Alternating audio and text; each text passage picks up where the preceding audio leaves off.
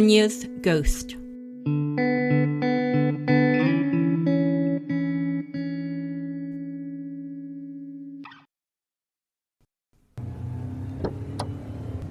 Anya flicked the remote for the automatic door, waited for the lights to invade the garage, then drove the car in.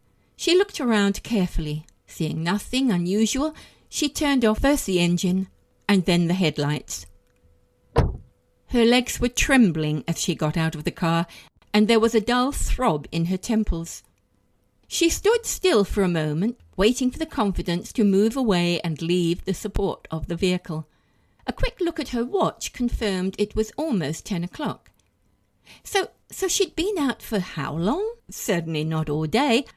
She trembled again. The night air was cold and she had no jacket. She shook her head. She had only slipped out for a few groceries. In fact, the bag was still on the back seat. Cheese, biscuits, milk, a bottle of wine and fruit, and a lovely bunch of tulips. She hadn't been able to resist them. They looked so lovely in the florist next to the supermarket. Well, they were flagging now. Needing water, no doubt, although they should have lasted better than this. After all, they had been expensive, a special treat to welcome in the spring. And yet the saleswoman had said they were costly because they were out of season, had to be brought in from overseas. Well, that couldn't be right either. Confusion flooded through her. She was tired and exhausted and upset. It had been a terrible shock. She hadn't seen the cat until it was too late. After all, a black cat on a dark night, and it ran right in front of the car. She'd needed to swerve violently, the wheels of the car going up onto the pavement. She hadn't seen the cat because... Why? Why hadn't she seen the cat? Because she'd been crying. Tears had been flooding down her face. But why? She couldn't remember. She seemed to cry a lot these days, yet never knew why. But she had remembered getting out of the car to check on the animal. It was obviously in pain, meowing piteously. Two paws crushed, one still under the front wheel. Anya had stood in a stupor, her own distress forgotten for the moment. Then she had gone to the glove box and withdrawn the small handgun kept for just this type of emergency. Farm living and nighttime roads provided plenty of experience of such situations with errant livestock or wild animals unaware of traffic hazards. Sadly, mercy killings were often a regular necessity. It was a quick, simple action. Muzzle close to the cat's neck, a click on the trigger, a small explosion, and all was quiet.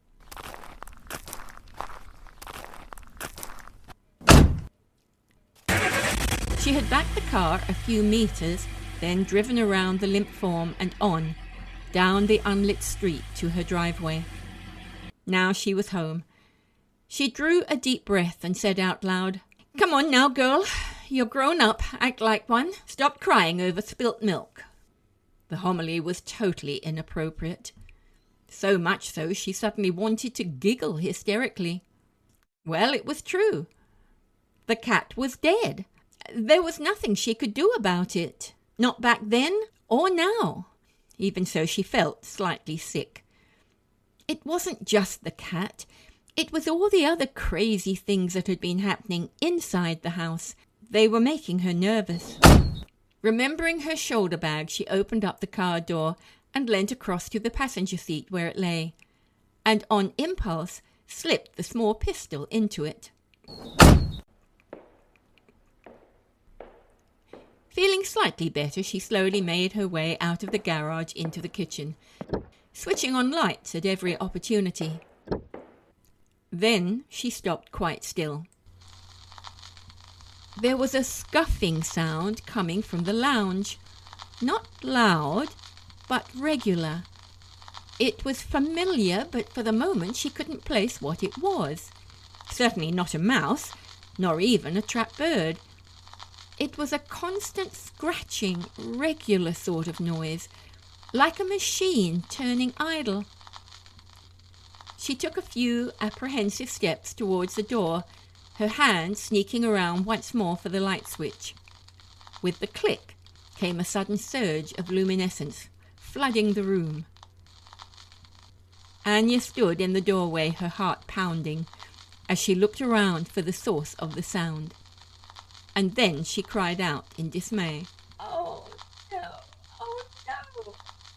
An old-fashioned 3-in-1 cabinet stood in the middle of the far wall. It had taken pride of place 30 years before, when both she and her young husband David had moved into their brand new house. Although with the coming of digital media technology, it had been superseded for many years now. David had loved this elegant piece of furniture.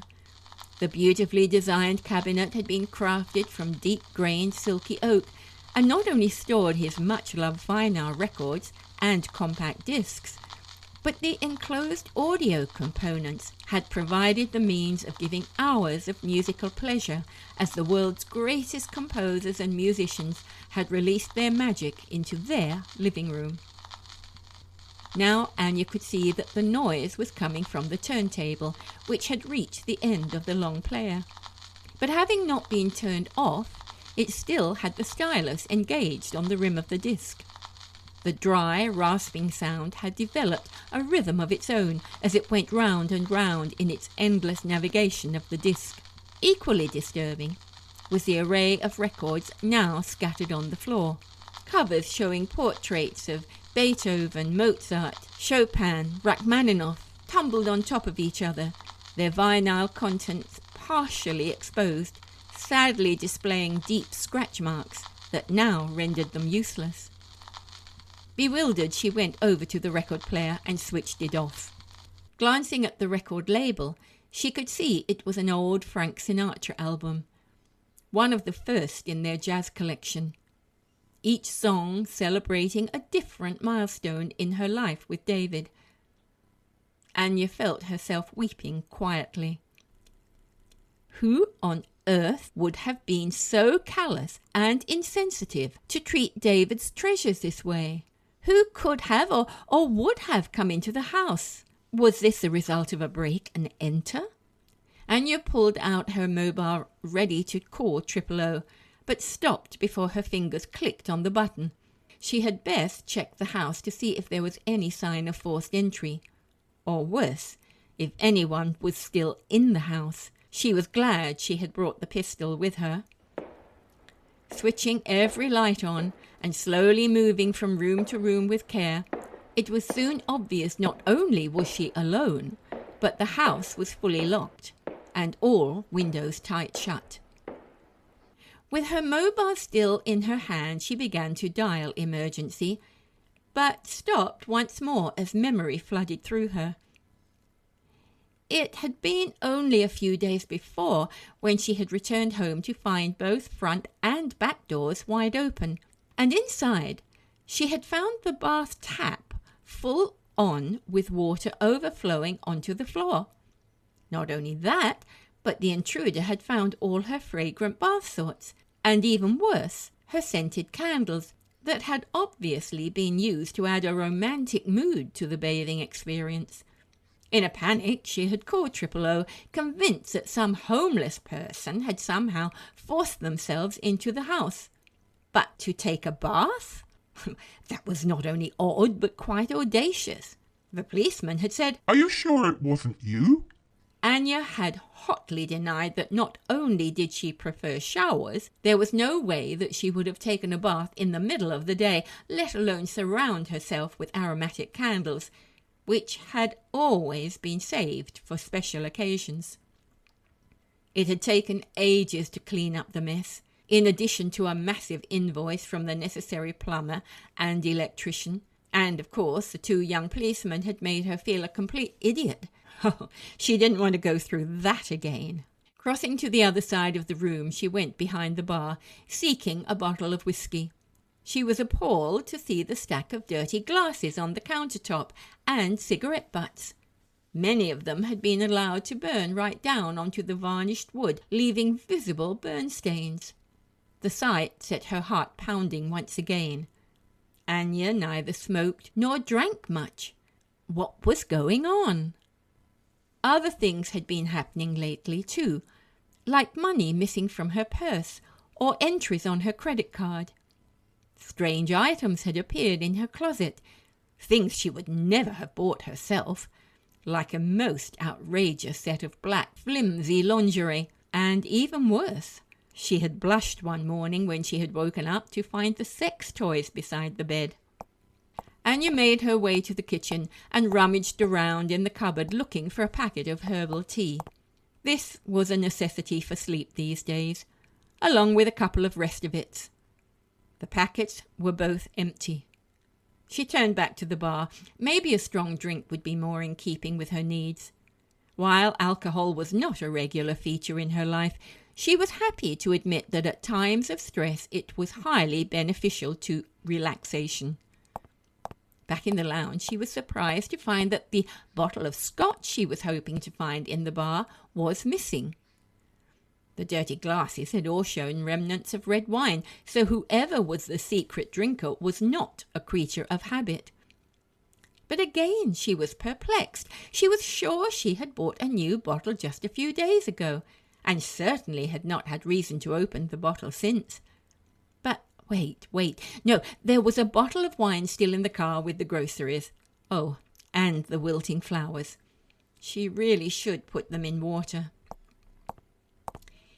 Wearily she began to make her way down the corridor towards the garage. But overcome with tiredness, she decided they would have to wait. She would sort everything out in the morning.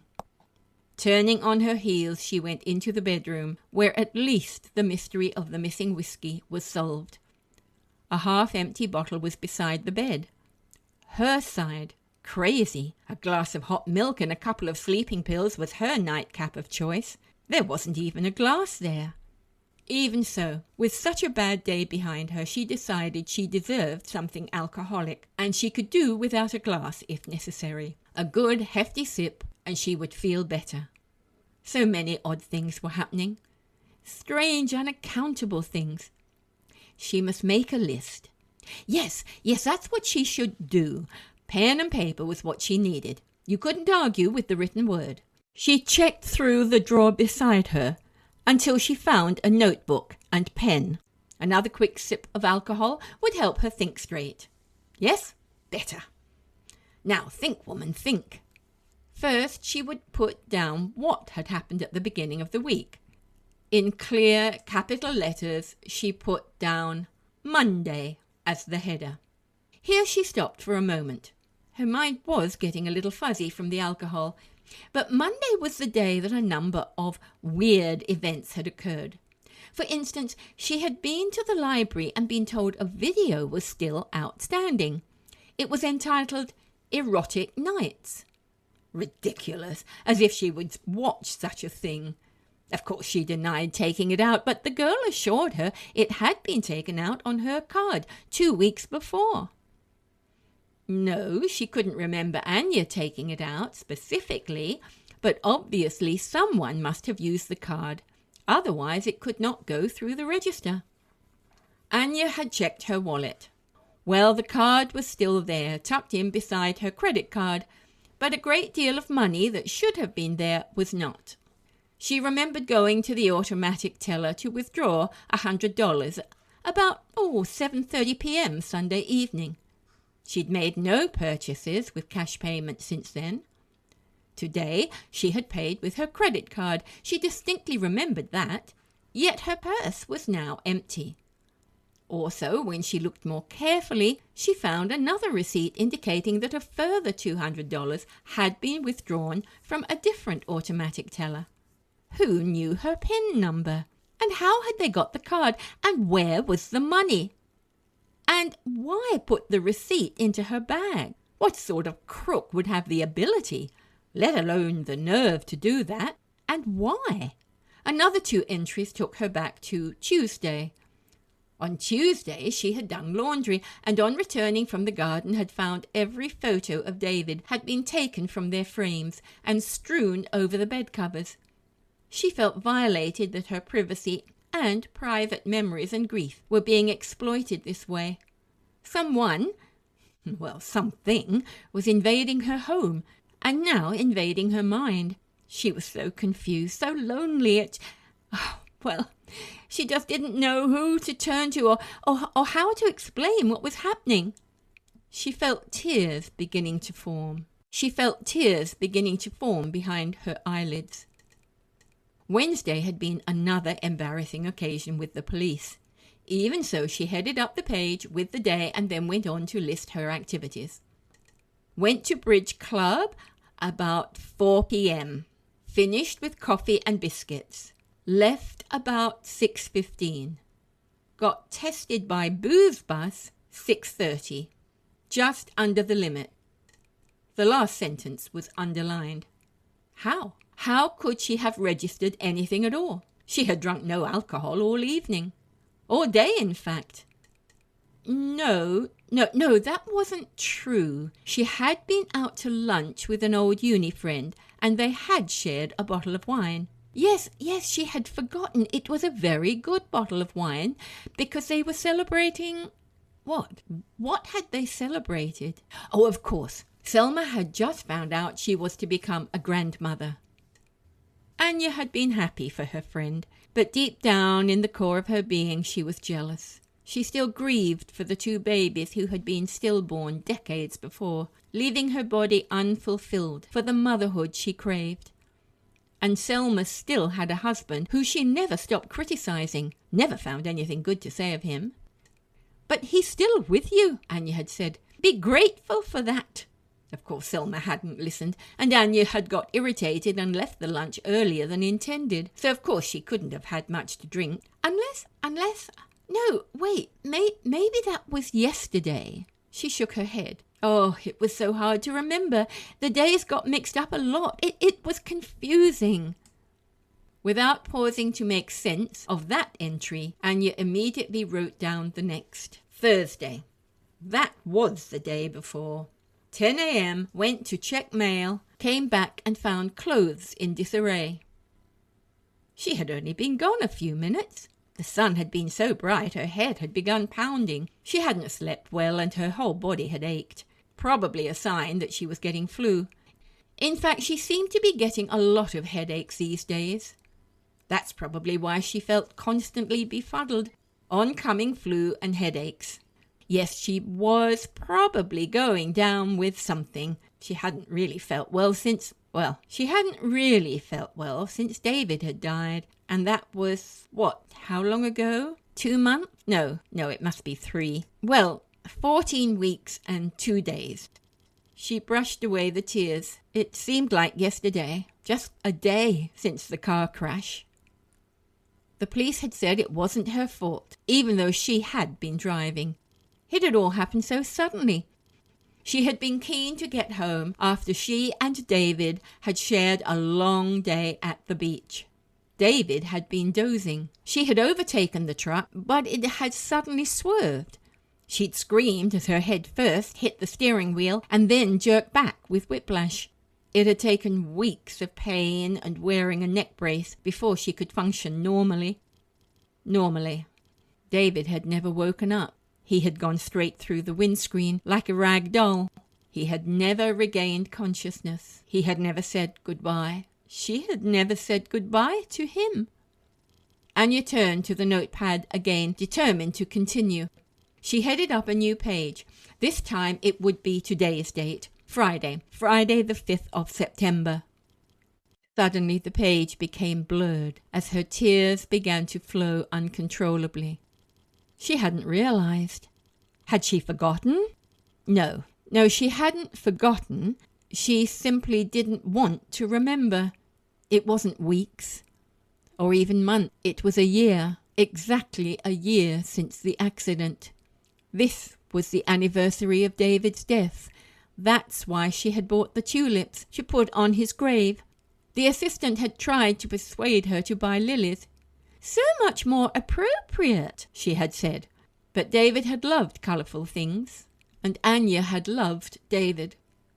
Suddenly she felt cold. She took off her shoes and got into bed fully dressed.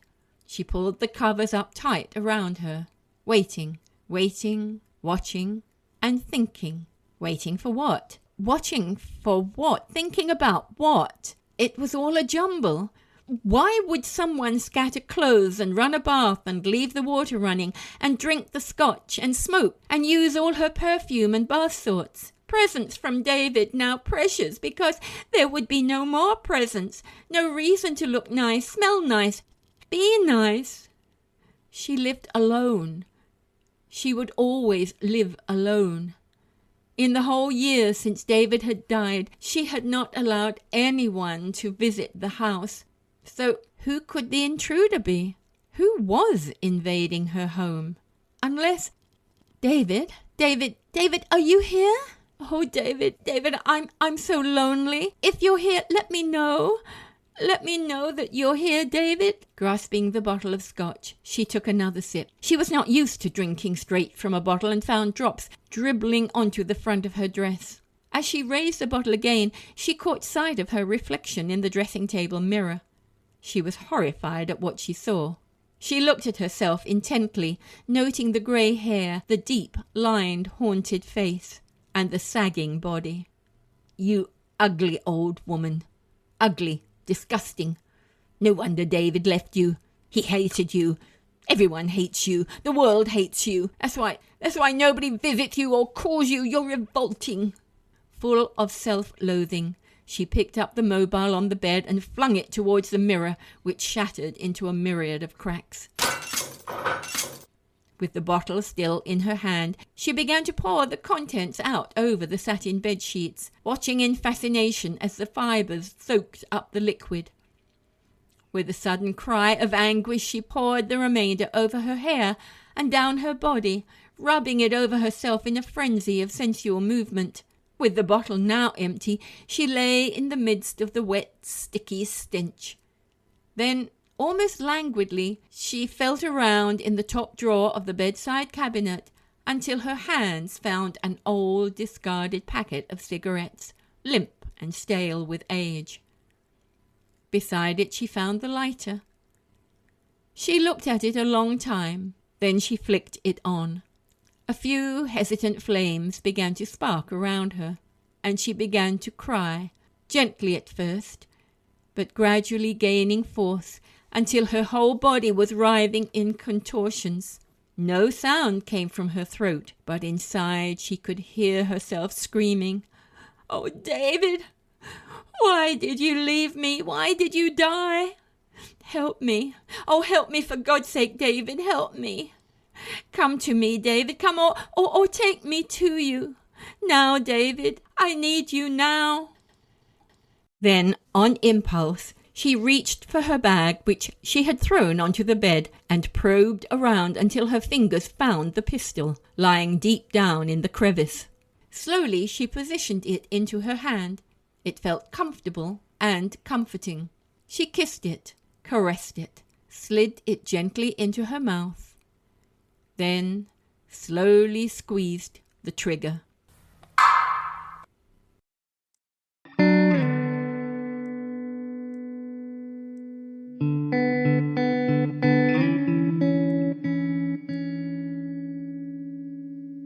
You have been listening to Anya's Ghost, written, performed and produced by Brianda Cross.